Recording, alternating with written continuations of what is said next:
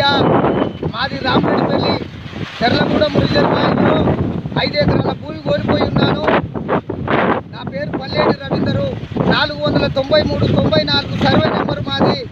100 ఎకరాలు 100 సంవత్సరాలకెళ్ళి ఈ భూమి మీదనే మా తాతలు తండ్రులు ముత్తాతలు ఆధారపడి బ్రతుకుతున్నారు. ఆ భూమి ఇలా కోల్పోయి ఉన్నాం.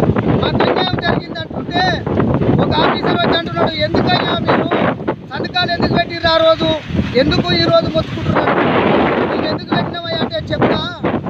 అయ్యా ఆ రోజు కేసీఆర్ గారు వచ్చి ఇళ్ళ ఎవరైతే దళితులు ఉన్నారో ఆ దళితులు భూమిని కోల్పోతే ఎస్సీ ఎస్టీలు ఉంటే 3 ఎకరాల భూమి ఇస్తా, ఇంటికి ఒక ఉద్యోగం ఇస్తా, డబుల్ బెడ్రూమ్ ఇండ్లు ఇస్తానన్నాడు.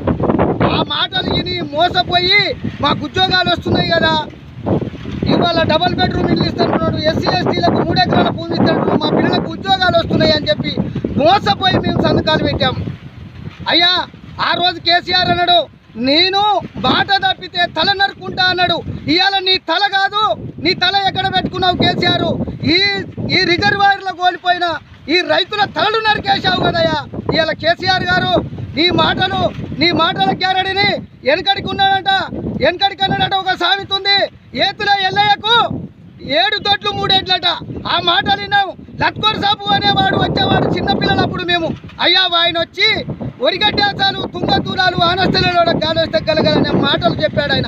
ఆ మాటల్లాగానే నువ్వు మాటలు నేర్చుకొని మోసపూరితమైన మాటలు చెప్పి ఈరోజు మా తాడు నరికేశావు కదా కేసీఆర్. ఎద్దు ఏడ్చిన వ్యవసాయం, రైతు ఏడ్చిన రాజ్యం ముందల పడదు. కేసీఆర్ నీ కుటుంబ పాలన అంతం చేస్తాం కేసీఆర్. మా రైతాంగం కన్నీరుతో మేము కొట్టుకపోతావురా కేసీఆర్. ఇవాళ మేము రైతులను మా గోడు ఎవడు పట్టించుకుంటున్నాడు. నువ్వంటే పోలీసు వాళ్ళని తీసుకొచ్చి బెదిరించి మమ్మల్ని కొట్టి కేసులు పెట్టిస్తున్నావు. ఆ రోజు ఏమన్నావు, మీకు ఉద్యోగాలు ఇచ్చినాకనే కుర్చీలో కూర్చొని పెట్టినాకనే మీకు రూపాయలు లేకుంటే ఇచ్చినాకనే ఇవాళ పని మొదలు పెడతానన్నావు. ఏమన్నావు? ఇవాళ రూపాయలు ఇచ్చినావా? ఎంతమందికి ఇచ్చినావు?